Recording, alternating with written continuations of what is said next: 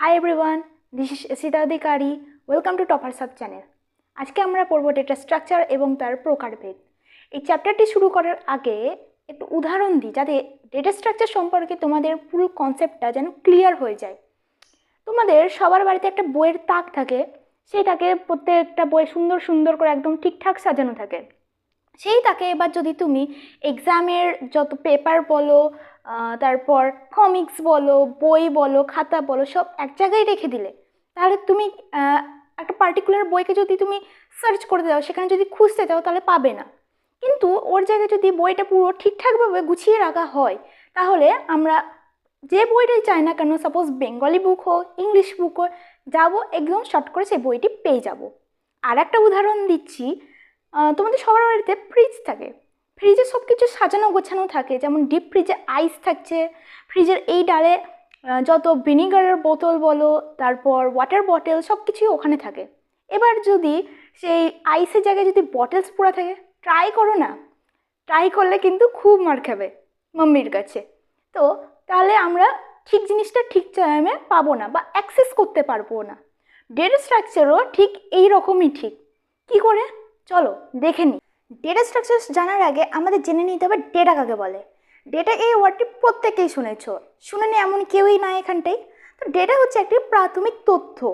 কিভাবে, যেমন একটা খুব কমন এক্সাম্পল দিই, তোমাদের যেমন ফোনে যে কোনো অ্যাপ, হোয়াটসঅ্যাপ বলো, ফেসবুক বলো, সব জায়গায় যেমন তথ্য নেওয়া হয়, কেমন ফোন নাম্বার নেওয়া হয়, ইমেল অ্যাড্রেস নেওয়া হয়, এগুলো যেমন একটি আমাদের তথ্য।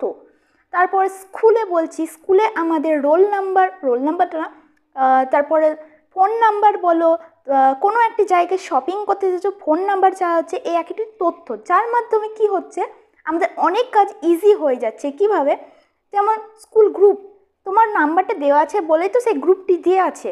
তো ওই গ্রুপটির জন্যই তুমি যত তথ্য তুমি ফোনের মেসেজে পেয়ে যাচ্ছ, তাহলে এটাকেই বলছে ডাটা। তো বইয়ের ভাষায় এবার কেমন বলছে আমরা দেখে নিব। ডেটা ডেটা হলো কোনো ব্যক্তি বা বস্তু সম্পর্কিত স্থূল হবে অর্থহীন অসংগঠিত প্রাথমিক তথ্য বা সংখ্যা, যা থেকে কোনো সঠিক নির্ভরযোগ্য সিদ্ধান্তে উপনীত হওয়া যায় না। উদাহরণস্বরূপ বলা যায়, কোনো একটি প্রতিষ্ঠানের কর্মীদের পেরোল তৈরি করার জন্য তাদের নাম ও পদবি, পদ, বেতন ইত্যাদি হলো একটি ডেটা, কারণ এর প্রত্যেকটি হলো একটি অসংগঠিত তথ্য বা সংখ্যা।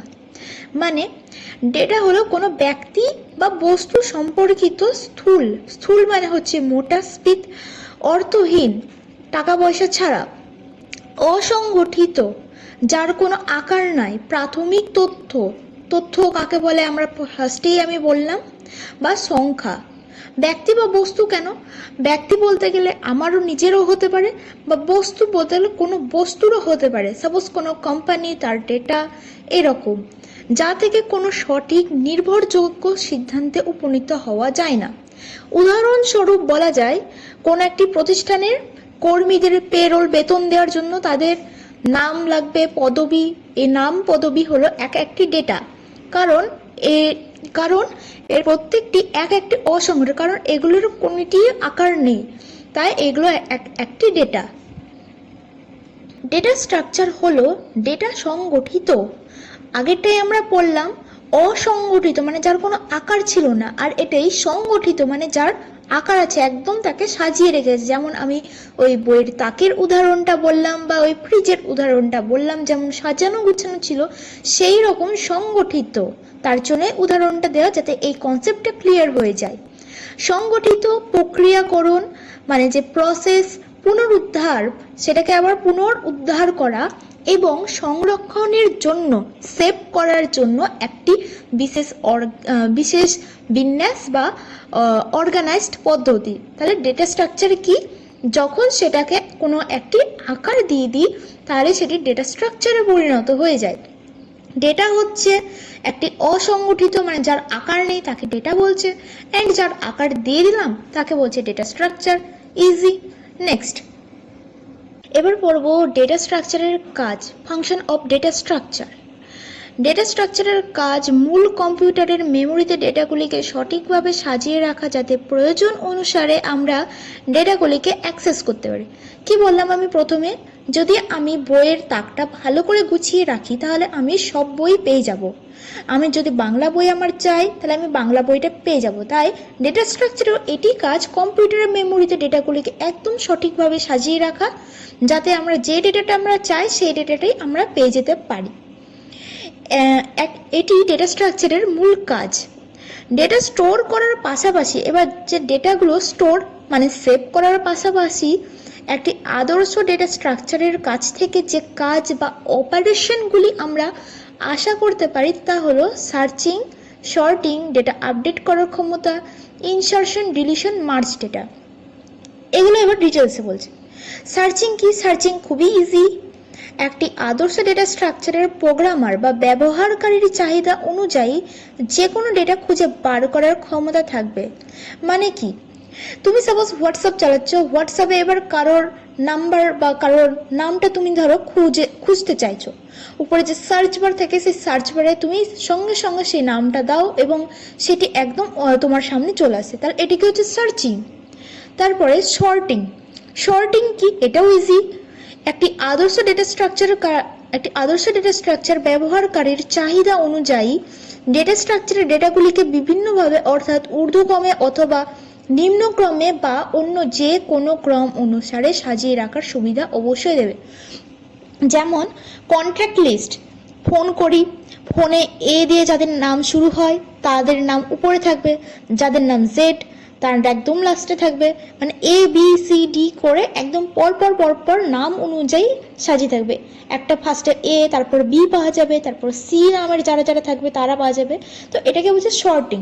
এটা তো হলো তারপর ঊর্ধ্বক্রমে হলো। তারপর আমরা চাইলে জেড থেকেও খুঁজে বার করতে, ওটাও সেটিং করে করা যায়। উপরে তারপর জেড আগে খুঁজে যাবে, তার সবার লাস্টে এ, বা অন্য যে কোনো ক্রমে তোমার ইচ্ছা, যেরকম ইচ্ছা তুমি সাজিয়ে রাখতে পারো, সেটাকে বলছে শর্টিং।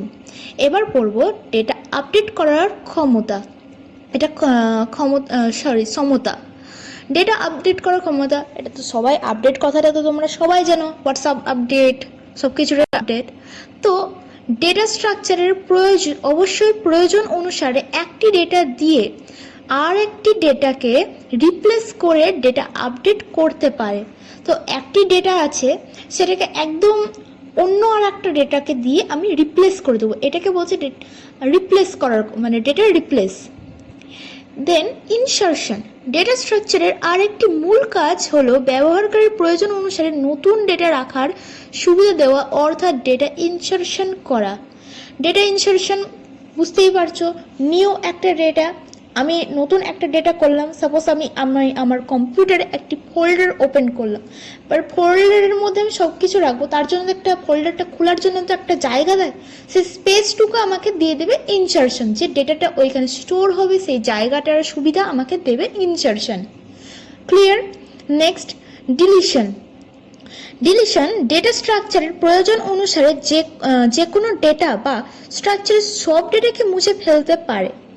যে কোনো ডেটা আমি চাইলাম, কোনো একটি ডেটাকে আমি মুছে ফেলতে চাইলাম, একটা পার্টিকুলার এক ডেটাকে আমি মুছে ফেলতে চাইলাম, তো সেই ডেটাকে আমি ক্লিক করব। এই ধরো মেসেজ ধরলাম, ফোনে যেমন SMS আছে, সেই SMS-টা আমি ওই একটা SMS-কে আমি ডিলিট করতে চাই, তো সেই SMS-টা ডিলিট হবে। চাইলে আমি পুরো SMS-টাই ডিলিট করতে পারবো। তাহলে এটাকে বলছে ডিলিশন, যে ডেটাগুলোকে আমরা একসঙ্গে মুছে ফেলতে পারি বা সব একটা একটা করে মুছতে পারি। এবার মার্জ ডেটা। ডেটা স্ট্রাকচারের প্রয়োজন অনুসারে দুটি ডেটাকে যুক্ত করে একটি পূর্ণাঙ্গ ডেটায় পরিণত করতে পারে মার্জ ডেটা। যেমন দুটো ডেটা আছে, পূর্ণ ডেটা, সেই দুটিকে আমি যোগ করে দিলাম, দিয়ে একটা নতুন একটা একটা পূর্ণাঙ্গ ডেটায় পরিণত হয়ে যাবে। এটাকে একটু ভালো ক্লিয়ার করে বলি, দুটো ছবি ধরো, দুটো ছবি আমি একসঙ্গে কর্প করে জয়েন্ট করে দিলাম, দেন ওইটাকে একটা পূর্ণাঙ্গ একটা ডেটায় পরিণত হয়ে গেল। ঠিক সেই রকমই দুটো ডেটাকে আমরা জয়েন্ট করে একদম পূর্ণাঙ্গ ডেটায় পরিণত করতে পারবো। নেক্সট হচ্ছে ট্র্যাভার্সিং। ট্র্যাভার্সিংটা কি? একটি আদর্শ ডেটা স্ট্রাকচারের অত্যন্ত গুরুত্বপূর্ণ অপারেশন হলো ট্র্যাভার্সিং। ডেটা স্ট্রাকচারে ট্র্যাভার্সিং মানে হলো ডেটা স্ট্রাকচারের প্রতিটি উপাদানকে একবার করে পরিদর্শন করা বা অ্যাক্সেস করা। যে ডেটা স্ট্রাকচারে যতগুলো ডেটা আছে, যা যা ডেটা আছে সেগুলো করে একবার করে দেখা বা সেটাকে অ্যাক্সেস করা, যে ডেটাগুলো সব ঠিকঠাক আছে নাকি। ডেটা স্ট্রাকচারের প্রতিটি উপাদান প্রদর্শন করতে অথবা এর উপাদানের ওপর কোনো অপারেশন করতে ট্র্যাভেসিং করা হয়। অপারেশন বলতে কোনো কাজ করব, সাপোজ ধরো আমি কোনো একটা ডেটাকে নিয়ে কাজ করব, সেই ডেটাকে আমি পরিদর্শন করলাম, দেখলাম, বা অনেকগুলো ডেটাকে আমি অপারেশন করবো, তার উপর কাজ করব, সেটাকে বলছে ট্র্যাভেসিং। ডেটা স্ট্রাকচারে বিভিন্ন ডেটা টাইপের ভূমিকা। এবার ডেটা স্ট্রাকচার হলো বিভিন্ন ধরনের ডেটা টাইপের সংগ্রহ। যে ডেটা স্ট্রাকচার আছে তার মধ্যে অনেক ডেটা, মানে প্রচুর ডেটা তার মধ্যে সংগ্রহ হয়ে থাকে। তো এটাই হচ্ছে ডেটা স্ট্রাকচারে বিভিন্ন টাইপের ডেটা সংগ্রহ থাকে। অর্থাৎ ডেটা স্ট্রাকচারের প্রয়োজন অনুসারে ভিন্ন ভিন্ন ধরনের ডেটা সংগ্রহ করতে হয় এবং বিন্যাসটি এমন হয় যাতে প্রোগ্রামার বা ব্যবহারকারীর প্রয়োজন অনুসারে যে কোনো ডেটা অ্যাক্সেস করতে পারে, মানে যে কোনো ডেটাই আমি পেয়ে যাব, মুছে ফেলতে পারে, সেটাকে মুছেও ফেলতে পারবো, পরিবর্তন করতে পারে অথবা যুক্ত করতে পারে। তো ডেটা স্ট্রাকচারে অনেক রকম টাইপের ডেটা সংগ্রহ হতে পারে। তারপরে আমরা এর টাইপগুলো পড়বো, কীরকম টাইপ থাকে, ফ্লোট থাকে, ইন্টিজার থাকে, সেগুলো আমরা পড়বো, ওটাও আমরা বুঝতে পেরে যাব। তো সেই ডেটা আমরা চাইলে সেটাকে অ্যাক্সেস করতে পারি। অ্যাক্সেস মানে পেলাম, এবার পাওয়ার পর সেটাকে আমি ডিলিটও করতে পারি বা সেটাকে রিপ্লেস বা পরিবর্তনও করে নিতে পারি, যা ইচ্ছা করতে পারি। তো এটি ডেটা স্ট্রাকচার, ডেটা টাইপের ভূমিকা। নেক্সট পড়বো data type. Type of data structure কি আছে? Integer number, floating point number, character, logical data and string. এগুলো এবার আমরা ডিটেলসে আলোচনা করব। অ্যান্ড এই প্রত্যেকটি খুবই ইম্পর্টেন্ট। যদি আমরা কম্পিউটার নিয়ে পড়াশোনা করতে চাই তাহলে খুবই ইম্পর্টেন্ট। এই প্রত্যেকটি জিনিস প্রোগ্রামিং বলো, মানে সব কিছুতে এটি কাজে লাগবে। ইন্টিজার বা পূর্ণ সংখ্যা, যে কোনো গাণিতিক সংখ্যার মধ্যে কোনো দশমিক সংখ্যা থাকে না, তাকে পূর্ণ সংখ্যা বা ইন্টিজার নাম্বার বলে। তো যে সকল গাণিতিক সংখ্যা, যেমন 1 2 3 4 10 12 24 25 100 1000 সব কিছু, মানে যা ইচ্ছা ধরে নিতে পারো, তার মধ্যে শুধু দশমিক মানে পয়েন্ট যেটা থাকে সেটা না থাকলেই হলো, তাহলে সেটাকে পূর্ণ সংখ্যা বলছে। দশমিক থাকলে তো সেটাকে আর পূর্ণ সংখ্যা বলছে না। তো অর্থাৎ দশমিক ছাড়া, সেই পয়েন্টটাকে ছাড়া যে কোনো গাণিতিক সংখ্যা হলো পূর্ণ সংখ্যা। যেমন 10 25 50, তারপর 1050 বা 0। এটি ধনাত্মক ঋণাত্মকও হতে পারে।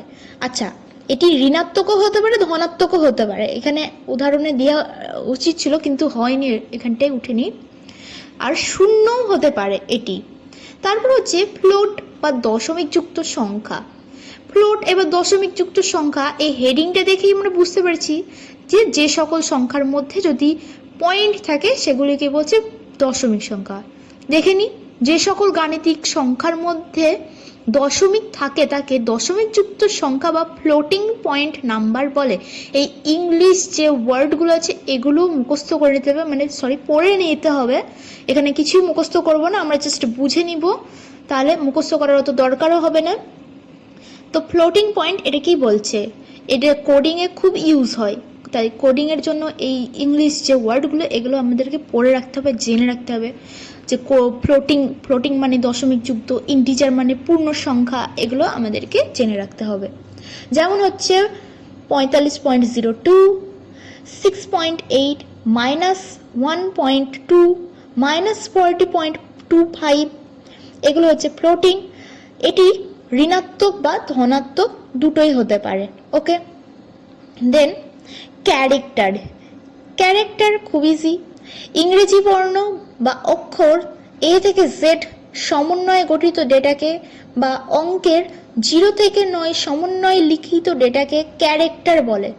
একসঙ্গে সমন্বয় মানে একসঙ্গে যে A থেকে Z আর এটার 0 থেকে 9 এই দুটোর সমন্বয়ে যে ডেটা মানে যেটা আমরা লিখবো সেটা হচ্ছে ক্যারেক্টার।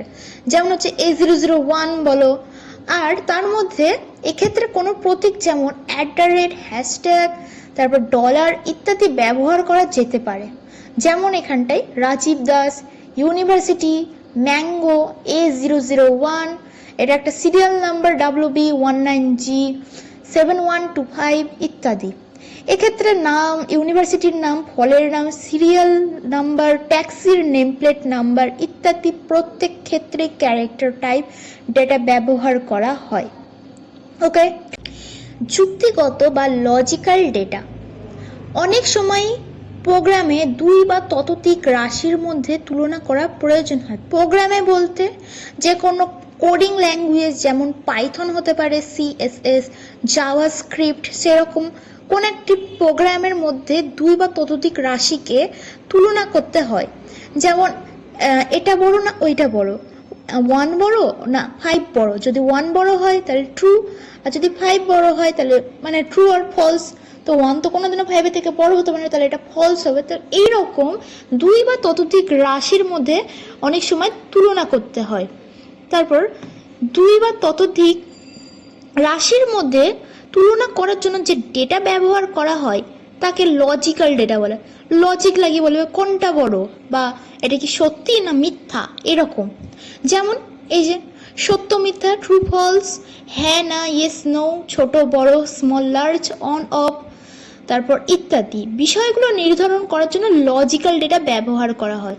যখন তোমরা প্রোগ্রামিং করবে, ল্যাঙ্গুয়েজগুলো যখন প্রোগ্রামিং করবে তখন বুঝতে পারবে যে এইগুলো কতটা জরুরি, তার জন্য এই জিনিসগুলো ফুল ডিটেলসে জানা দরকার।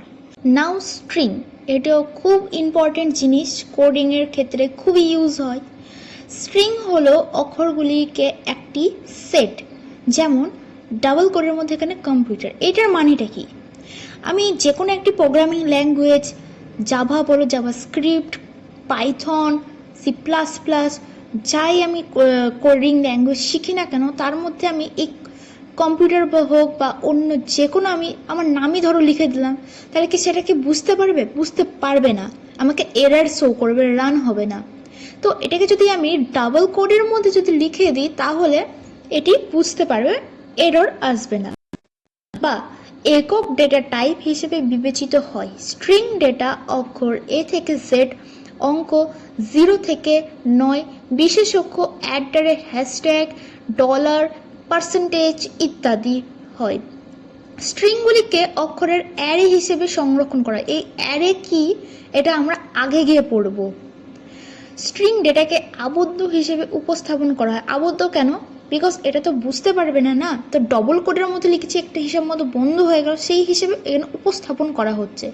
যেমন আমি ডবল কোডের মধ্যে ইন্ডিয়া, A007, $200 ইত্যাদি যে কোনো যা ইচ্ছা আমি সেটা লিখতে পারি। কিন্তু কোডিংয়ের ক্ষেত্রে কিছু কিছু রুল আছে, যেমন পাইথনে রুল আছে, কোনো স্পেশাল ক্যারেক্টার ইউজ হবে না এখানে, বিকজ আমি নিজেই পাইথন শিখছি, তার জন্য আমি বলতে পারছি। এছাড়া বিভিন্ন প্রকার ডেটা টাইপ আমরা প্রয়োজন অনুসারে ব্যবহার করতে থাকি, যেমন ভয়েড, ডাবল ইত্যাদি। এবার বলবো ডেটা স্ট্রাকচারে প্রকারভেদ, classification of data structure.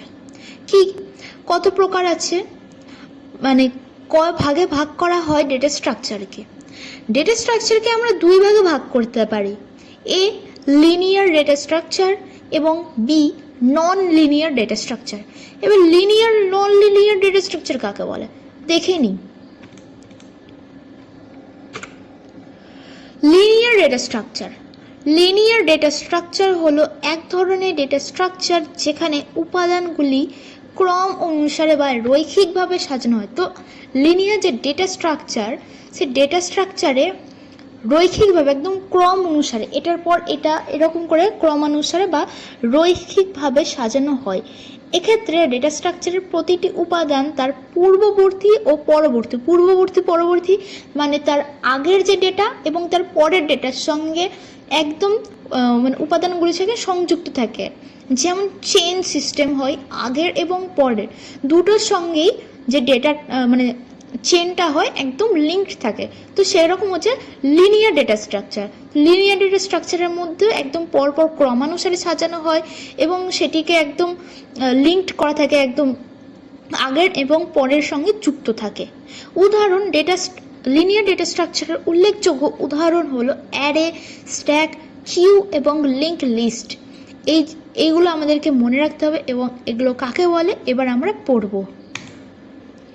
Linear data স্ট্রাকচারের বৈশিষ্ট্য। এবার লিনিয়ার ডেটা স্ট্রাকচারের ডেটা উপাদানগুলি একের পর এক ক্রমানুসারে সাজানো হয়।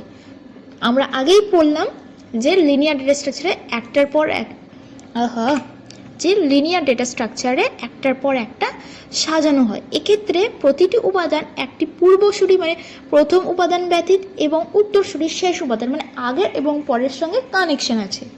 ওকে, দেন এই ডেটা স্ট্রাকচারের উপাদানগুলি যে ক্রমে বা সিরিয়ালে যুক্ত করা হয় তা সংরক্ষণও করা হয়। সেভ তো করতেই হবে, সেভ না করলে হবে না। অর্থাৎ ডেটা স্ট্রাকচারে যুক্ত প্রথম উপাদানটি প্রথমে অ্যাক্সেস ক্রম অনুসারে যদি থাকলো, এই সামনে একটা বল, তারপরে একটা বল, তারপরে একটা বল, তাহলে যেটা সামনে আছে সেটাকে সামনে আমরা পাবো, ফার্স্টে অ্যাক্সেস করতে পারবো। বা কোনো বই আমি রাখলাম, তো একটা বই একদম তলে, তারপরে আর একটা বই, তারপরে আর একটা বই, প্রথমের বইটা আমি ফার্স্টে অ্যাক্সেস করতে পারবো এবং লাস্টে যে বইটা থাকবে সেটা আমরা পরে অ্যাক্সেস করতে পারবো। তো সেই রকম অ্যাক্সেস করা বা সরানো হবে এবং যোগ করা শেষ উপাদানটি শেষে অ্যাক্সেস, যেমন বললাম যেটা আগে থাকবে সেটি আগে পাবো এবং যেটি লাস্টে থাকবে শেষে থাকবে সেটি শেষে অ্যাক্সেস করতে পারবো বা সরানো হবে। এবার সরানো মানে কি? সরানো মানে এখানে ডিলিট, আমি যদি চাই তাহলে আমি ডিলিট করতে পারি। আমাকে ধরো ফার্স্টেরটা আমি ফার্স্টে ডিলিট করতে পারবো, লাস্টেরটা লাস্টে, মিডিলেটে, তারপরে আস্তে আস্তে মানে একটার পর একটা করে আসবে, তারপর সেটাকে আমি সরাতে পারবো। এইভাবে লিনিয়ার ডেটা স্ট্রাকচারের ডেটা উপাদানগুলি অর্ডার মেনটেন করা হয়। ওকে, তো এইভাবে গোটা লিনিয়ার স্ট্রাকচার কাজ করে।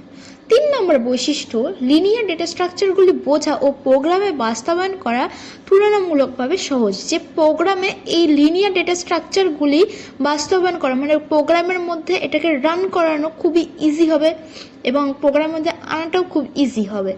সেটা পরে আমরা যখন প্রোগ্রাম করব তখন আমরা বুঝতে পারবো। লিনিয়ার ডেটা স্ট্রাকচারগুলিতে সাধারণত একটি মাত্র এর স্তর থাকে, তাই একজন ব্যবহারকারী এই ডেটা স্ট্রাকচার একক স্তরেই সমস্ত ডেটা খুঁজে পাবে, মানে সমস্ত ডেটা ওই একটা স্তরের মধ্যে থাকে বলে সে সব ডেটা ওইখানেই খুঁজে পাবে। 5 নম্বর, এই ডেটা স্ট্রাকচার খুব মেমোরি বান্ধব নয়, মেমোরি ফ্রেন্ডলি নয়। ফলে এই প্রকার ডেটা স্ট্রাকচারগুলি মেমোরিকে খুব দক্ষতার সাথে ব্যবহার করতে পারবে না, মানে একদম আমি এক্সপার্টের মতো ব্যবহার করতে পারবো তা না, বিকজ মেমোরি বান্ধব নয়। 6, এই প্রকার ডেটা স্ট্রাকচারগুলি মূলত অ্যাপ্লিকেশন সফটওয়্যার তৈরিতে ভালো কাজে লাগে। অ্যাপ্লিকেশন সফটওয়্যার কি? অ্যাপ্লিকেশন সফটওয়্যার হলো যে সিস্টেম সফটওয়্যার যেগুলো না থাকে, যেমন আমরা ফার্স্ট সেমিস্টারে পড়ছিলাম system software and application software. System software হচ্ছে যেগুলি আগে থেকেই থাকে, যেমন আমাদের সেটিংস থাকবে, তারপর কন্ট্যাক্ট যে থাকে ফোন করার এগুলো থাকবে। হোয়াটসঅ্যাপ কি থাকবে? নো, হোয়াটসঅ্যাপ থাকবে না, সেটাকে আমরা ডাউনলোড করতে হয়, তাই অ্যাপ্লিকেশন যেটাকে আমরা শর্টে অ্যাপ বলছি। 7, এই প্রকার ডেটা স্ট্রাকচারে ইনপুট আকার বৃদ্ধির সাথে সাথে সময়ের জটিলতা বৃদ্ধি পায়। মানে কি? ইনপুট আকার মানে আমি যদি এর ইনপুটটা যদি মানে আকার যদি বৃদ্ধি করি তাহলে এর জটিলতাটাও বাড়বে। প্রোগ্রামিংয়ে যদি আমি এটাকে এর ইনপুট মানে হচ্ছে যদি আমি যেমন কিবোর্ড থেকে কম্পিউটারকে ইনপুট দেওয়া হয়, সেরকম যদি ইনপুট আকার যদি বৃদ্ধির সাথে সাথে ইনপুট আকার যত বৃদ্ধি পাবে তার সময়ের জটিলতা ততটাই বৃদ্ধি পায়। 8, সর্বোপরি এই কথা বলা যায় যে লিনিয়ার ডেটা স্ট্রাকচারগুলি সাধারণত একটি ক্রমিক বিন্যাসে ডেটা সংগঠিত এবং ম্যানিপুলেশন করার জন্য ব্যবহৃত হয়। ক্রমিক বিন্যাসে মানে একদম পরপর সেই ডেটাগুলিকে সংগঠন একদম যে আকার দিবে, যে স্ট্রাকচার দিবে তৈরি করার জন্য, ম্যানিপুলেট করার জন্য ব্যবহৃত হয়। নেক্সট, এবার পড়লাম linear data structure. Linear data স্ট্রাকচারকে আমরা 4 ভাগে ভাগ করছি, মানে তার যে উদাহরণগুলো ছিল মূল যে উদাহরণ সেটি হচ্ছে 4টে। কি? অ্যারে, স্ট্যাক, কিউ এবং লিঙ্ক লিস্ট। এবার অ্যারেসটা কিউ এবং লিঙ্ক লিস্ট কাকে বলছে দেখে নিই। অ্যারে শব্দের আবিধানিক অর্থ হলো শ্রেণীবদ্ধ সজ্জা। আবিধানিক অর্থ হলো শ্রেণীবদ্ধ সজ্জা, মানে একটি শ্রেণীর মধ্যেই যে আটকে থাকবে, মানে শ্রেণীবদ্ধ যাকে বলছে, একদম ছড়িয়ে ছিটিয়ে না। তাই অ্যারে হলো ডেটা সমূহকে শ্রেণীবদ্ধভাবে সাজানোর প্রক্রিয়া। অ্যারেকে সাধারণত দুই ভাগে ভাগ করা যায়। অ্যারের টাইপ হচ্ছে দুই ভাগে ভাগ করা হচ্ছে, লিনিয়ার অ্যারে এবং নন লিনিয়ার। আমরা লিনিয়ার পড়ছি, নন লিনিয়ারে আমরা পরে আসব। লিনিয়ার অ্যারে এক জাতীয় সসীম n সংখ্যক ডেটা উপাদানের সমষ্টি বা তালিকাকে বলা হয় লিনিয়ার অ্যারে। এই সংজ্ঞাটিকে ব্যাখ্যা করলে লিনিয়ার অ্যারের যে বৈশিষ্ট্যগুলি আমরা দেখতে পাই তা হলো, আচ্ছা এই লিনিয়ার অ্যারেটাকে আমি আরেকটু একদম ইজি ল্যাঙ্গুয়েজে বলছি। লিনিয়ার অ্যারে এক জাতীয় সসীম n সংখ্যক, মানে এটিকে সসীম হতে হবে, যে একদমই স্টোর হয়েই যাবে সেরকম একটা সসীম, মানে একটা 10 বা 15 মতো ওরকম ওয়ার্ডের যেমন হয় অত কটাই স্টোর করতে পারবে, সেই অত কটা সংখ্যার মধ্যে যেমন লেখো, যেমন হোয়াটসঅ্যাপ অ্যাবাউট হোক, তারপর মেসেজ হোক, যেমন একটা সংখ্যা দিয়ে থাকে সসীম, সে ততটাই সেভ করতে পারবে। তো n সংখ্যক সসীমের জন্য বলা হচ্ছে ডেটাকে স্টোর করতে পারবে লিনিয়ার অ্যারে। এই সংজ্ঞাটিকে ব্যাখ্যা করলে কি কি পাচ্ছি? এক, লিনিয়ার অ্যারের ডেটা উপাদানগুলি বা এলিমেন্টসগুলি অবশ্যই এক জাতীয় হতে হবে, এক জাতীয় হোমোজিনিয়াস ডেটা এলিমেন্টস হতে হবে, অর্থাৎ অ্যারের ডেটা উপাদানগুলির টাইপ, ক্যারেক্টার, ইন্টিজার বা ফ্লোট যাই হোক না কেন সেটি যেন এক জাতীয় হয়। এবার টাইপ যেমন ক্যারেক্টার, আমরা জানি ক্যারেক্টার হচ্ছে ইংরেজি বর্ণ যেমন হচ্ছে, ইন্টিজার মানে তো পূর্ণ সংখ্যা, ফ্লোট মানে দশমিক সংখ্যা, মানে যাই হোক না কেন সে একই হবে। সাপোজ ধরো একটা বক্স, এই বক্সের মধ্যে আমি একটা বস্তু দিচ্ছি, তার উপর আর একটা বস্তু, একদম বস্তুটা একদম বুকসের মতো, একটা বুকস চাপালাম, তার উপর একটা বুক দিলাম, তার উপরে একটা বুকস দিলাম, তাহলে প্রথমের বুকসটা আমরা আগে পাবো এবং লাস্টের বুকসটা আমরা পরে পাবো। তো মাঝে যদি আমি কোনো কিছু কাজ করতে চাই বা ডিলিট করতে চাই, তাহলে আমাকে প্রথমেরটা সরাতে হবে, তারপরে আমি ওই মাঝেরটা পাবো। তো এই মাঝের যে বস্তুগুলোর মধ্যে আমি ক্যারেক্টার মানে যাই আমি দিই না কেন, যে বস্তুই আমি রাখি না কেন, সেটা যেন এক জাতীয় হতে হবে। ক্যারেক্টার হলে পুরোটাই ক্যারেক্টারই দিতে হবে, ইন্টিজার মানে পূর্ণ সংখ্যা হলে শুধু পূর্ণ সংখ্যায় দিতে হবে, ফ্লোট হলে অনলি ফ্লোটই দিতে হবে, অন্য কোনো হবে। ফ্লোট দিলাম, তারপর আমি ক্যারেক্টার এবার সেভ করতে চাই তো হবে না ওইটি। তো আমাকে এক জাতীয় বা হোমোজিনিয়াস এলিমেন্ট যেটাকে বলছে সেটাই আমাকে করতে হবে। দ্বিতীয়, এক্ষেত্রে আমরা দেখব অ্যারে একটি নির্দিষ্ট লেন্থ থাকবে। এবার লেন্থ কি আমরা আগে পড়ছি, একটা নির্দিষ্ট লেন্থ মানে কোনো একটা নির্দিষ্ট মাপ থাকবে, সেটি হতে পারে 10, 20 অথবা 50 n সংখ্যা। আমরা ফার্স্টে বললাম এখানে ইনফাইনাইট হবে না, তো এটি সসীম হচ্ছে, তার জন্য এটাকে 10, 20 বা 50-এর মধ্যে আমাকে এটাকে সেভ করতে হবে, মানে এর মধ্যে ডেটাটাকে আনতে হবে, কিন্তু সসীম হতেই হবে, কখনোই অসীম হবে না। এবং এখানেই উপাদানগুলি সঞ্চিত হবে, মানে যে উপাদানগুলো থাকবে সেগুলো এরকমই একটা, মানে যে কোনো 10 হোক বা 20 হোক অথবা 50 হোক, মানে যে কোনো n সংখ্যক হোক, 100 হোক, 200 হোক বা যাই হোক না কেন, যত সংখ্যক হবে মানে তার মধ্যেই এটাকে স্টোর করা যাবে, সেই উপাদানগুলি বা যে এলিমেন্টগুলি সেখানে স্টোর হবে, এবং সেটি সসীম হতে হবে, অসীম হলে হবে না, ফাইনাইট হতে হবে, ইনফাইনাইট হলে চলবে না। ওকে, নেক্সট হচ্ছে লিনিয়ার অ্যারের উপাদানগুলিকে একটি ইন্ডেক্সের মধ্যে বা সূচকের মাধ্যমে প্রকাশ করা হয়। এবার ইন্ডেক্সটা কি দেখছি। ইন্ডেক্সিং শুরু হয় শূন্য দ্বারা এবং শেষ হয় ইন্ডেক্সিং বা সমাপ্তি হিসাবে ধরতে পারি, সমাপ্তি হিসাবে আমরা ধরতে পারি। ওকে, 4 নম্বর হচ্ছে অ্যারের উপাদানগুলি সংরক্ষণের জন্য মেমোরিতে স্পেস পাশাপাশি হয়, কারণ অ্যারের ডেটা উপাদানগুলি মেমোরির পরপর সজ্জিত থাকে, তাই মেমোরির উপাদানগুলি সংরক্ষণের জন্য জায়গাটা পরপর সংলগ্ন হতে পারে, মানে পরপর সেই ডাটাগুলি মেমোরিতে যে স্পেস হয় সেই স্পেসগুলো তার পাশাপাশি মানে অ্যারেগুলো একদম পরপর শ্রেণীবদ্ধ সজ্জায় থাকবে। যে অ্যারে একটা বক্স ধরলাম, সে বক্সের মধ্যে এখানে একটা রাখলাম, তার উপরে এরকম করে, বা যে কোনো ধরতে পারে, সেটাকে যেন পরপর হতে হয়। Array declaration. লিনিয়ার অ্যারের ডিক্লারেশনকে আমরা বিভিন্নভাবে ডিক্লেয়ার করতে পারি, যেমন হচ্ছে A1, A2, A3, A4 এমনি dot dot dot dot AN পর্যন্ত, মানে একটি সসীমই হবে। তো এই ধরনের ডিক্লারেশনকে বলছে সাবস্ক্রিপ্ট নোটেশন। তারপরে হচ্ছে এখানে ব্র্যাকেটের মধ্যে 1 2 3 4 করে একদম সসীমের মধ্যে N, তাহলে এটিকে এগুলোকে আমরা দেখতে পাই বেসিক ল্যাঙ্গুয়েজগুলিতে ফরটেনের মতো। তারপর হচ্ছে এখানেও একটু ব্র্যাকেটটা হচ্ছে থার্ড ব্র্যাকেটের মতো 1 2 3 4।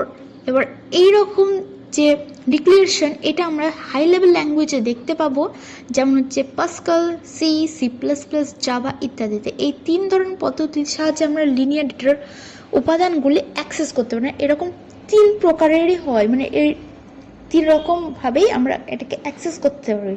যেমন এটাকে বলছে সাবস্ক্রিপ্ট নোটেশন, এটিকে যেমন ইউজ হচ্ছে যেমন ফরটেনের বেসিক ল্যাঙ্গুয়েজগুলিতে, এবং এগুলো হচ্ছে হাই লেভেল ল্যাঙ্গুয়েজে এগুলো ইউজ হচ্ছে। তারপরে লিনিয়ার অ্যারের লেন্থ নির্ণয় এবার করব। এবার লেন্থ কোনটা, আচ্ছা, আর ইন্ডেক্সই বা কোনটা? ঠিক আছে, এটা হচ্ছে লিনিয়ার অ্যারে। যেমন এখানটায় একটি বক্স, তারপরের বক্স, কটি বক্স আছে টোটাল? 1 2 3 4 5 6 7খানা বক্স আছে, এবং তার মধ্যে আমি কিছু নাম্বার পুট করলাম, কি 11 12 13 14 15 পর্যন্ত নাম্বার পুট করলাম, এবং এই দুটি বক্স আমি ফাঁকাই রাখলাম। ঠিক আছে, বা দিলেও কোনো অসুবিধা নেই, এর মধ্যে পুট করলেও অসুবিধা নেই। তো বা এখানটায় যদি যেমন নাম্বার দিয়ে আছে, এখানটায় একটা পূর্ণ সংখ্যা দিয়ে আছে, তো পূর্ণ সংখ্যা এখানে দিতে হবে। এখানে যদি আমি ক্যারেক্টার দিলাম, তো ক্যারেক্টার এখানে এতদূর পর্যন্ত একটা নামই লিখলাম, তাহলে এটাকে বলছি লেন্থ। লেন্থ মানে হচ্ছে এখান থেকে এতটা, মানে কতটা হচ্ছে, কটা ঘর আছে এখানটায়। যে আমি সাপোজ ধরো আমার নাম যেমন ঈশিতা, ESITA, এখানে 5খানা এখানে টোটাল ঘর লাগবে, তাহলে এখানটায় 5টাই হচ্ছে আমার লেন্থ। এখানে যেমন 1 2 3 4 5 6 7, তো এখানে 7ই হচ্ছে এর লেন্থ। তাহলে এর লেন্থের যে 11 যেটা, এটাকে হচ্ছে LB। এখানটায় বলছে, এখানে আমরা পড়লাম যে লোয়ার বন্ড, আর ইউবি মানে হচ্ছে আপার বন্ড বলে থাকি। পরে নিয়ে এটা আমরা কোনো লিনিয়ার অ্যারের লেন্থ আমরা নিচের সূত্র থেকে জানতে পারি। এবার এই লেন্থটাকে আমরা কি করে আমরা বের করব? তো এর সূত্র হচ্ছে ইউ মাইনাস এলবি, যে ইউবি মাইনাস এলবি। এই ইউবি আপার বন্ড এবং লোয়ার বন্ডকে মাইনাস করে তার সঙ্গে এখানে ইউবি হলো মানে 1 যোগ করব। এখানে ইউবি হলো সূচকের সর্বোচ্চ মান, যাকে আমরা আপার বলি, সর্বোচ্চ মান এটা, তার জন্য আপার বলছে, এবং এলবি হচ্ছে সূচকের সর্বনিম্ন মানে লোয়ার, তাই এখানটায় এলবি আমরা বলছি। তারপর ইন্ডেক্স কাকে বলে? ইন্ডেক্স হচ্ছে যেমন এখানে 7খানা টোটাল বক্স আছে, কিন্তু শুরু করব আমরা গুনবো কোথা থেকে? 0 থেকে কাউন্ট করব। 0 হচ্ছে একটা ইন্ডেক্স। 0 1 2 3 4 5 6, তাই এখানে 6টা হচ্ছে টোটাল 6 ইন্ডেক্স আছে, তো এগুলিকে আমরা ইন্ডেক্স বলবো। এবার লেন্থটা এটা কি করে বের করব দেখে নিই। ওকে, তো আমরা বই দেখে নিই লিনিয়ার অ্যারেতে আমরা কি করে লেন্থ বের করব। তো কি বলছে, কোনো লিনিয়ার অ্যারের লেন্থ আমরা নিচের সূত্র থেকে জানতে পারি। যে আমরা এই সূত্রটি আমরা পড়েছিলাম, length equal to UB minus LB. UB হচ্ছে upper bound minus lower bound, এটা হচ্ছে আপার বন্ড অ্যান্ড এটা লোয়ার বন্ড, প্লাস 1। তাহলে এখানে ইউবি হলো সূচকের সর্বোচ্চ মান থেকে আমরা আপার বন্ড বলে থাকি, অ্যান্ড এলবি হচ্ছে লোয়ার বন্ড। এবার আমরা দেখব এর সাহায্যে লিনিয়ার অ্যারের লেন্থ কি করে নির্ণয় করা যায়। আমরা জানি লিনিয়ার অ্যারের উপাদানগুলি একটি ইন্ডেক্সের মাধ্যমে প্রকাশ করা হয়। সেই ইন্ডেক্সন শুরু হয় শূন্য থেকে। চিত্রে আমরা 7টি ঘর নিলাম, এখানে 7খানা ঘর আছে। শুরু হয়েছে 0 থেকে এবং শেষ হয়েছে 6।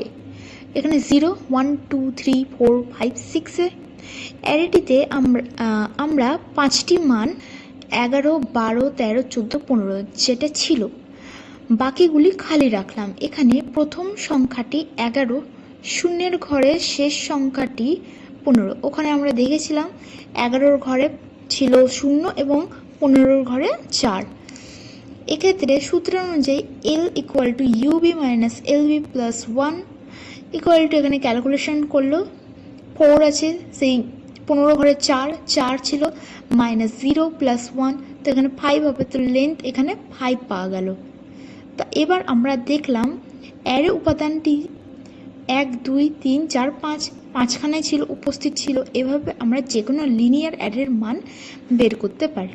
তো আমরা জেনে নিলাম লেন্থ কী করে বার করতে হয়। এবার আমরা জানবো স্ট্যাক কাকে বলে। তো স্ট্যাক কাকে বলে? স্ট্যাক হলো এক ধরনের লিনিয়ার বা একমাত্রিক ডেটা স্ট্রাকচার। এটা লিনিয়ার ডেটা স্ট্রাকচার, আমরা লিনিয়ার পড়ছি, তার মধ্যেই অ্যারে যেমন একটি ছিল তেমনি হচ্ছে স্ট্যাক। স্ট্যাকের সংজ্ঞা: স্ট্যাক হলো লিনিয়ার ডেটা স্ট্রাকচারের ডেটা সংরক্ষণের একটি পদ্ধতি। এটা ডেটা সংরক্ষণের মানে কী করে স্টোর করতে হয় তার একটি পদ্ধতি, প্রসেস, যেখানে সবশেষে সংগঠিত ডেটাটি প্রথমে ব্যবহার করতে হয়। এই পদ্ধতিকে last in first out of বা LIFO বলা হয়। স্ট্যাক হলো ডেটা আইটেমের এমন এক সুবিন্যস্ত একমাত্রিক সমাবেশ যার কেবল এক প্রান্তে নতুন ডেটা আইটেম যোগ করা যায় এবং শুধু ওই প্রান্ত থেকে ডেটা আইটেম মুছে ফেলা যায়। আচ্ছা, আমি বলছি, এইখানে যে ছবিটি দিয়ে আছে এটা হচ্ছে একটা স্ট্যাক। এটা কোনো একটা পাত্র ধরে নাও, এখানে আমি এলিমেন্টসগুলোকে রাখছি। তো এটা ফার্স্টে আছে, এটা লাস্ট, সেকেন্ডে, একটা থার্ডে। তো এইটাকে যদি আমি মুছতে চাই তাহলে ফার্স্টে আমাকে এইটা মুছতে হবে, তারপরে আমি এইটাকে, তাই তো, বা এইটা সরাতে হবে, তারপর আমি এইটা মুছতে পারবো। তো সেরকম হচ্ছে স্ট্যাকে। তো এখানে বলছে একমাত্রিক কেবল প্রান্তে নতুন ডেটা আইটেম যোগ করা যায় এবং মুছে ফেলা যায়। স্ট্যাকের এই প্রান্তকে টপ বলে। আচ্ছা, স্ট্যাকের মধ্যে ডেটা রাখাকে, এই স্ট্যাকের মধ্যে আমি একটা যে ডেটা রাখছি তা এটাকে বলছে পুশ। এবার ডেটা রাখলাম মানে কি?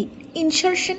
আমরা পড়েছি ইনসারশনে আমরা ডেটাকে রাখার জন্য যে স্পেস দেয় সেটা হচ্ছে ইনসারশন হচ্ছে, তার মানে ইনসারশন এখানে পুশ। অ্যান্ড এই স্ট্যাক ডেটা গ্রহণ করাকে বলছে পপ। গ্রহণ যখন করবে তাহলে এটাকে পপ বলছে। এবং সম্পূর্ণ পদ্ধতিটি LIFO লাস্ট ইন ফার্স্ট বা FILO first in last out পদ্ধতিতে সম্পন্ন হয়। স্ট্যাক সম্বন্ধে বিস্তারিত আলোচনা পরবর্তী অধ্যায়ে করা হয়েছে। পরবর্তীতে চ্যাপ্টার আছে, সেই চ্যাপ্টারে আমরা পুরো বিস্তারে আমরা এই স্ট্যাক কি বলছে সেটা জানতে পারবো। নাও কিউ হলো স্ট্যাকের মতোই ডেটা সংরক্ষণের একটি পদ্ধতি এবং এক ধরনের লিনিয়ার ডাটা বা একমাত্রিক ডেটা স্ট্রাকচার। এবার স্ট্যাকের মতো কিউও একদম সেম, যে লিনিয়ার ডেটা স্ট্রাকচার। এখানেও ডেটাগুলোকে সংগ্রহ করা হয়। কিউ এর সংজ্ঞা হলো, কিউ হলো লিনিয়ার ডেটা স্ট্রাকচারের ডেটা সংরক্ষণের একটি পদ্ধতি, প্রসেস, যেখানে সর্বপ্রথম সংরক্ষিত ডেটাটি সবার আগে ব্যবহার করা হয়। এই পদ্ধতিকে ফার্স্ট ইন ফার্স্ট আউট বা FIFO বলা হয়। এই যে যেমন এখানটায় যেমন লাইন দিয়ে আছে সবাই, তো যে ফার্স্টে তার কাজ আগে হবে, তারপরে এনার কাজ হবে, তারপরে এনার কাজ হবে, অ্যান্ড সবার লাস্টে এনার কাজ হবে। তো তারপর কিউ এর যে প্রান্তে ডেটা আইটেম সংযোজন করা হয় সেই প্রান্তকে বলা হয় টেল। যেমন এইটাকে লাস্ট আছে তো টেল, অ্যান্ড এটা ফার্স্ট আছে তো হেড বলছে এটাকে। বা পেছনে এবং প্রয়োজনে অন্য প্রান্ত থেকে ডেটা আইটেম সরিয়ে নেওয়া যায় বা মুছে দেওয়া যায় সেই প্রান্তকে বলা হয় হেড। ফার্স্টের বা সম্মুখ। যেমন কোনো টিকিট, যেটা আমি বললাম টিকিট কাউন্টারে ফার্স্টে এর হবে, তারপর এর হবে, দেন সবার লাস্টে। তো এটাই হচ্ছে পুরো কিউ। লিঙ্ক লিস্ট শুরু করার আগে আমি একটা এক্সাম্পল দিতে চাই যাতে তোমাদের এই কনসেপ্টটা ক্লিয়ার হয়ে যায়। এক্সাম্পলটা দিব একটা হসপিটালে। একটা হসপিটাল বেডস থাকে। এবার সেই হসপিটাল বেডসের, যেমন ধরে নিচ্ছি H1 একটা রুম, এই রুমে বেড আছে, এটা একটা, দুটো অ্যান্ড থার্ড, তিনটে করে ধরে নিলাম বেড আছে।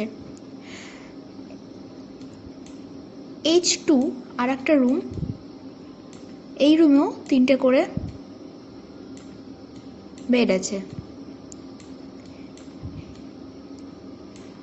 এবং H3 এখানেও তিনটে করে বেড আছে।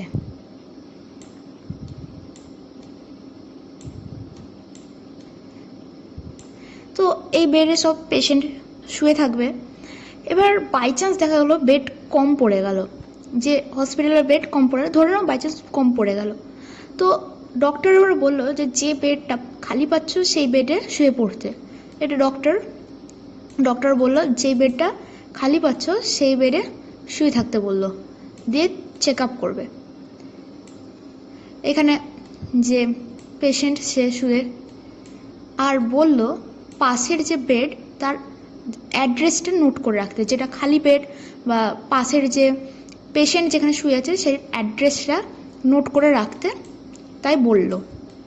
তো এবার ডক্টর ফার্স্ট পেশেন্টের কাছে যাবে, ফার্স্ট পেশেন্টের কাছে গিয়ে ওর চেক আপ হয়ে যাবে, তারপর যার অ্যাড্রেসটা যেটা লিখেছিল কি পরের পেশেন্টের কাছে গেল, দেন তার পরের পেশেন্ট বলবে হ্যাঁ আমার পরের পেশেন্টের অ্যাড্রেস এনেছে, দেন এই পেশেন্টটা বলবে যে H2 রুমে আছে পেশেন্ট, তার ওখানে যাবে ডক্টর, দেন এখানে তারপর আবার নেক্সট রুমে গেল, নেক্সট রুমে যাওয়ার পর আবার এখানে।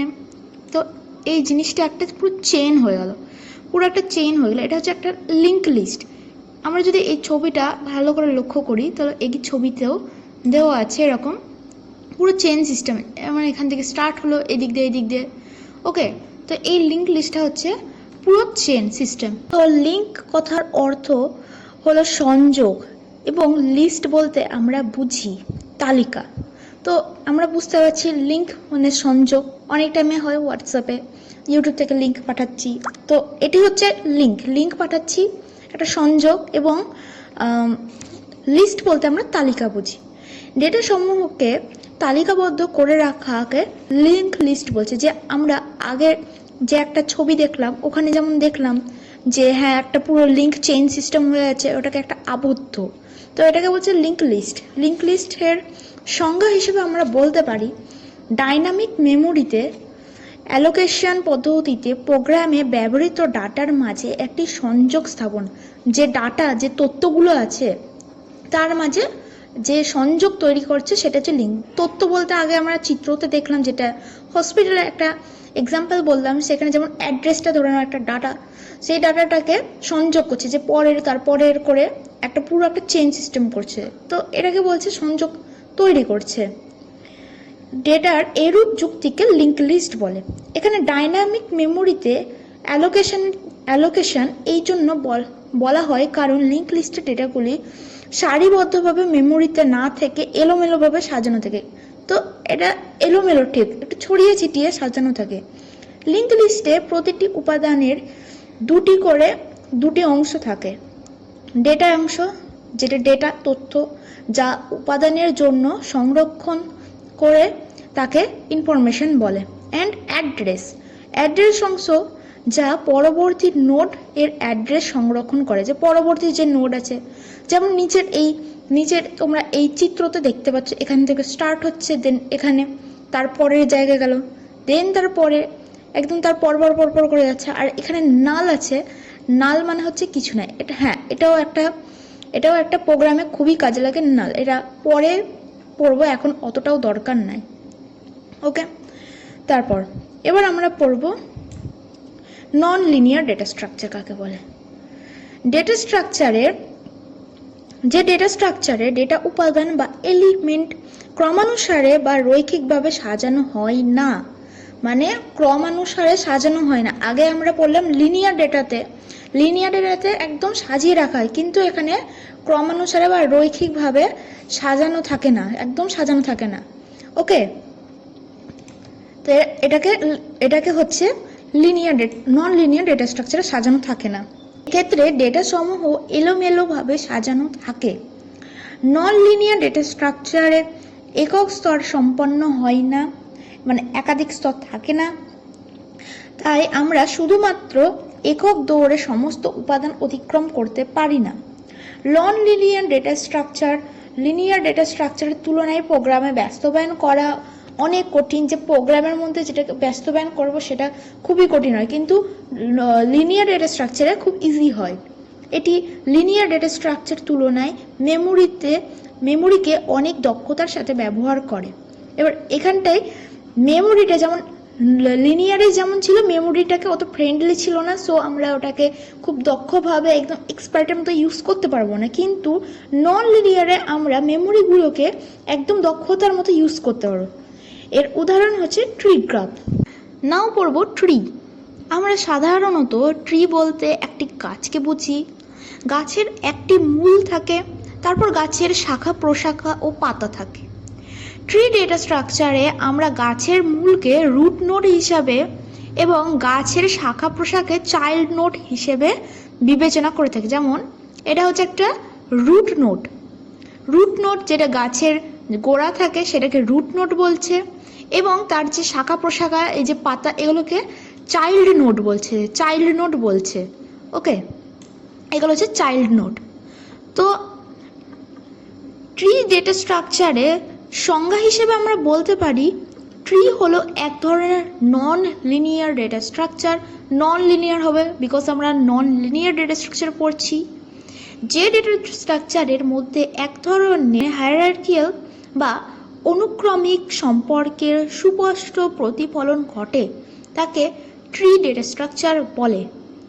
পাশে একটি বাইনারি ট্রি স্ট্রাকচারের চিত্র দেখানো হয়েছে, যেখানে যেমন এই চিত্রটা আমরা দেখলাম, এই চিত্রতে এটাকে বলছে রুট নোড বলছে, অ্যান্ড এগুলোকে চাইল্ড নোড বলছে। তো এই নোডের সাপোজ ধরে নাও এটি হচ্ছে ফাদার অ্যান্ড এটি হচ্ছে ফাদার এবং এগুলো হচ্ছে তার চিলড্রেন্স। তো ফার্স্ট যে ফাদার ধরলাম, তার দুটো ছেলে, তার থেকে আরও দুটো ছেলে হলো, তো এগুলোকে বলছে চাইল্ড নোড অ্যান্ড এটা হচ্ছে রুট নোড। ওকে, নাও এবার আমরা পড়ব গ্রাফ হলো একটি নন লিনিয়ার ডেটা স্ট্রাকচার যা নোডের একটি সংগ্রহ যাতে ডেটা থাকে এবং অন্যান্য নোডের সাথে যুক্ত থাকে। গ্রাফের ক্ষেত্রে আমরা কিছু ডেটা নিয়ে কাজ করি।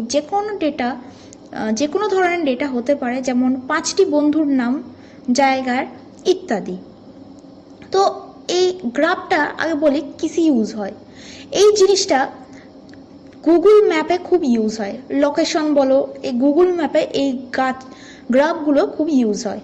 তো 5টা বন্ধুর নাম ধরলাম, ABCDE। তো এই 5টা বন্ধু, যেমন তারপরে আরও ফেসবুকেও এটার খুব ইউজ হয়। ফেসবুকে কে কাকে ফ্রেন্ড রিকোয়েস্ট পাঠাচ্ছে, সে তার ফ্রেন্ড কিনা, এরকম। তো 5টা বন্ধু, এ যেমন বি এর সঙ্গে কানেকশন, বি সি এর সঙ্গে কানেকশন, সি আবার ডি, তারপর এটা আবার ই এর সঙ্গে কানেকশন। তো এটা হচ্ছে পুরো গ্রাফ। যেমন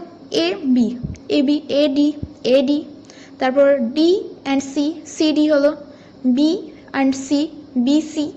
তো এই নোড বলছে, বি বলো, এই সি বলছে, এটাকে নোড বলছে। ওকে, এই বন্ধুর নামগুলো ধরে নাও এটা বন্ধুর নাম, এটাকে নোড বলছে। অ্যান্ড এই যে এই লাইনগুলোর সঙ্গে যে যুক্ত আছে, এই লাইনগুলোর সঙ্গে, এগুলোকে বলছে এজড বলছে। তো 5টা বন্ধুর নাম ABCDE, এই 5টি ডেটা নিয়ে আমরা গ্রাফ তৈরি করব। একটা গ্রাফ তৈরি করেছি। এই 5টি গ্রাফের একটিকে বলা হয় নোড বা ভার্টেক্স। কি করে এটাকে বলছে একটা নোড, এটা একটা নোড, এটা একটা নোড, অ্যান্ড এটা এটা। ওকে, এগুলোকে নোড বা ভার্টেক্স বলছে। এই নোডগুলির একটির সঙ্গে আর একটি যদি কানেকশন বা যোগসূত্র তৈরি করতে চাই, তাহলে আমরা যে যে লাইনের মাধ্যমে দুটি নোডকে সংযোগ করতে পারবো তাকে এজড বলছে, যেটা বললাম। যেমন এটা এজড বলছে, তো এগুলোকে লাইনের সঙ্গে যখনই যুক্ত করবো তখনই এজড বলবে এটাকে। এ কি ডি এর সঙ্গে কি যুক্ত হতে, সরি, এ কি সি এর সঙ্গে যুক্ত হতে পারতো না? হ্যাঁ পারতো, তখন এটাকেও না একটা এজড বলতে পারতাম। ওকে, তো এটাকে এজড বলছে। উপরের গ্রাফে ডেটা স্ট্রাকচারে চিত্রে এ বি সি ডি 5টি ভার্টেক্স বা নোড আমরা দেখতে পাই, যেগুলি A B C D, A B A D C D B C ও সিই 5টি এজ দ্বারা যুক্ত করা হয়েছে। গ্রাফ ডেটা স্ট্রাকচারে যদি আমরা গাণিতিকভাবে উপস্থাপন করি তাহলে বলতে পারি a graph G is represented as G V E where v equal to set of vertex or node। বলছি এটাকে আমি ভালো করে একটু উদাহরণ দিবেন, সরি আমি একটু ভালো করে এক্সপ্লেন করছি। যেমন এ বি সি ডি, এখানে 5টা নাম দেওয়া আছে, তো টোটাল 5। এখানে এ বি, এই যে লিখে দিচ্ছি আমি, A B C D and ই।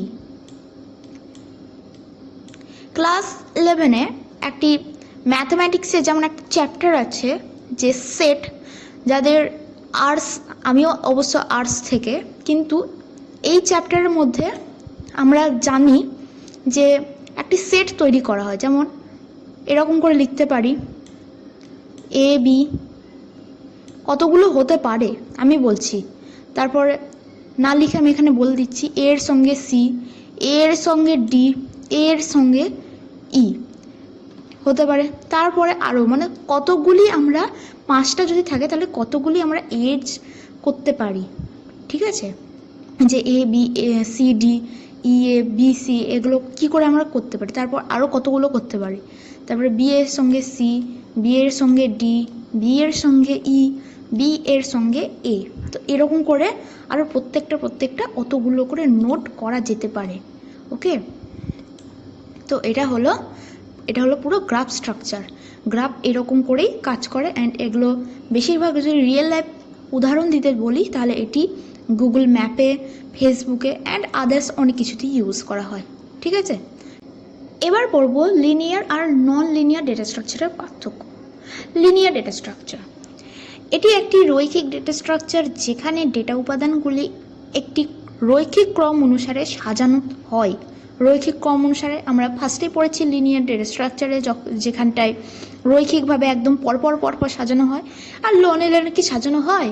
হয় না। কি আমরা পড়লাম? নন লিনিয়ারের সংজ্ঞাতেই পড়লাম যে এটি রৈখিক বা ক্রমানুসারে সাজানো হয় না। 2, লিনিয়ার ডেটা স্ট্রাকচারে একটি স্তর থাকে। তো ফার্স্ট এটা হয়ে গেল, লিনিয়ার ডেটা স্ট্রাকচারে একটি করে স্তর থাকে। এটা বলেছে যাতে ব্যবহারকারী ওই একটি স্তরেই সমস্ত ডেটা খুঁজে পেতে পারে। কিন্তু নন লিনিয়ারে একাধিক স্তর থাকে, সংজ্ঞাতেই পড়লাম। এবার 3, লিনিয়ার ডেটা স্ট্রাকচারে বাস্তবায়ন করা অনেক সহজ। এটাও পড়েছি, বাস্তবায়ন করা খুবই সহজ। কিন্তু নন লিনিয়ার কি সহজ? সহজ না। নন লিনিয়ারে এটি সহজ না, ইজি।